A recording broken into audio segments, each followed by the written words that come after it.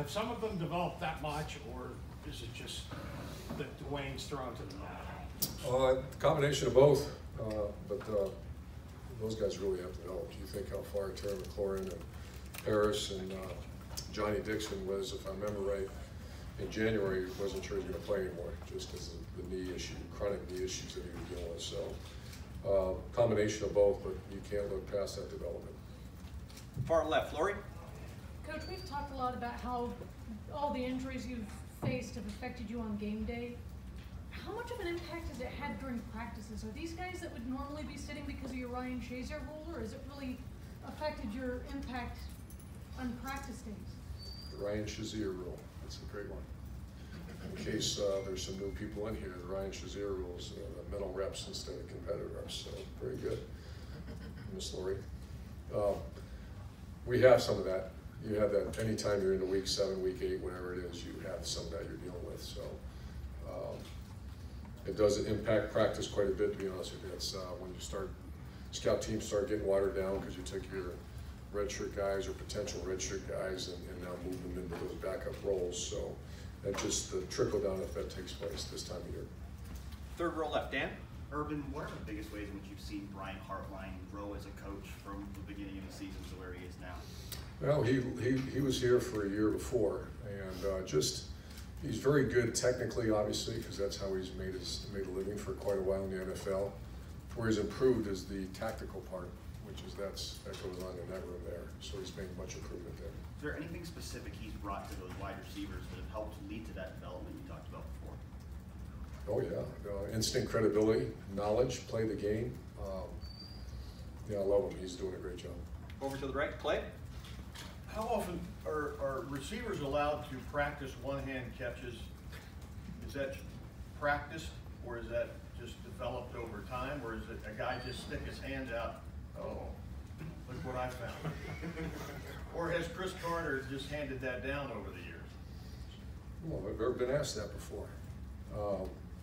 Guys practice it. Guys have fun with it. Guys sometimes are caught in that situation. I've never seen more one-handed catchers than in recent years. Like ever since that was a great NFL player right now. What was his name? Oh, yeah, great player. But yeah, they practice it all the time, and it's more having fun. You don't go out and practice one-handers, but you get caught in those situations, and I see them work on it. Over here to the right, Austin. Urban, it seems like the last couple weeks you've started mentioning Tyreek Smith's name more. Is there more urgency now, or now that Nick is definitely not coming back, to get him going?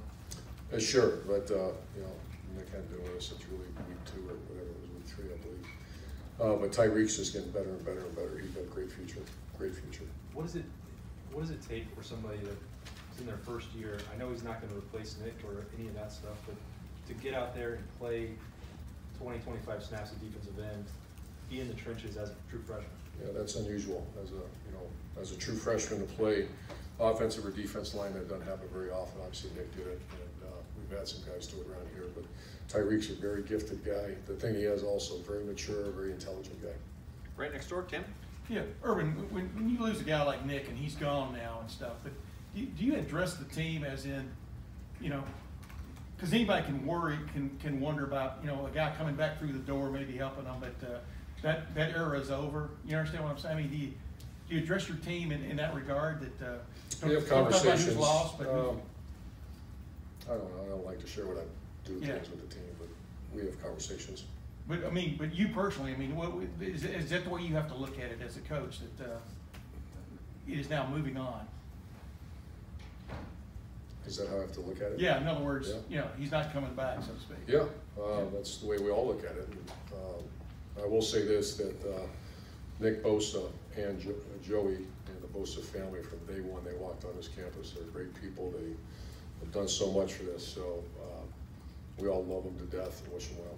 And one other thing, when I say Jeff Braun, what comes to mind? Is he a great schemer? How would you describe him to somebody from an offensive standpoint? Very aggressive, very aggressive and creative. Right next door, Bill. The offense obviously is in a lot of ways done very well, but a couple areas that it has in the short yardage and obviously the run game and the red zone. How much of an area of concentration has that been this week, and Have you been able to find things that you think you can do better? Yeah, it's been that way for several weeks, you know, but we are, you know, that's a topic of many hours of conversation on how best to handle the short yardage and how best to handle the red zone. It seems to be very productive in other areas of the field. So we spend, obviously, the whole saying that, you know, enhance your strengths and work on your weaknesses, and that's what's been going on.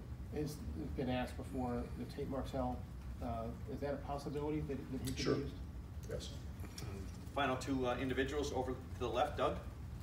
Urban, in general in the red zone, I know you guys have red zone packages or that kind of thing, but with a quarterback like Dwayne, when you're running this kind of offense, how different do you want your plays in the red zone to be, and how much is it like, well, you know what, it worked at midfield, it'll work down here, you know, how much is it kind of the same stuff? Good question, Doug. It's just that the whole field condenses, and you don't have the vertical stretch, obviously, down there, so it's a much different game. And we work a lot, and it's very, you know, we're not the only people that have some issues down there. You know, the single wing style of football is still a very productive way of when you get down. That's why you see some people do the wildcat, etc. But throwing, you got to be creative, and you got to, you know, be very good. And we at times are very good, and then at times we're not. But just a much different. You can't just say let's do the same stuff you did out on the 40-yard line to put it on the 6-yard line. It's just completely different animal down there. The whole coverage scheme changes, and there's no windows really. And final questions, second row, Ari. Urban, you talked a little bit about how Isaiah Prince has been one of the most improved players, but it seemed like he really struggled on Saturday. Gave up a few sacks, had some penalties and stuff. What did you see from him on tape? And when a guy that's improved that much seems to have a setback, how does that happen? What do you guys do when it does? Arguably had one of his better games early in the game, and then that 45 had a good couple plays against him, and he you know, he struggled, but he rallied back and finished well. So yeah, you know, that happens. You know, he moved on, and we had a great week of practice and back at it. Kevin said that he might have been living in the past a little bit mentally. Can that happen to a Kevin? line? Yeah, Kevin Wilson, sorry, after the game. Well, I think, yeah, you just get frustration. You know, he's a much different player than he was 3 years ago. So it was frustration, if anything. And then one quick one. Do you consider if the lineman in the game is having a hard time moving a tight end over to help or put extra help on the edge, and was that something that you guys considered on Saturday? On Saturday, did we? Yeah. We actually did it a couple times during the course of the game, and that's always available if we get in a situation like that. Coach, thank you Thanks, very much. guys. Thank you.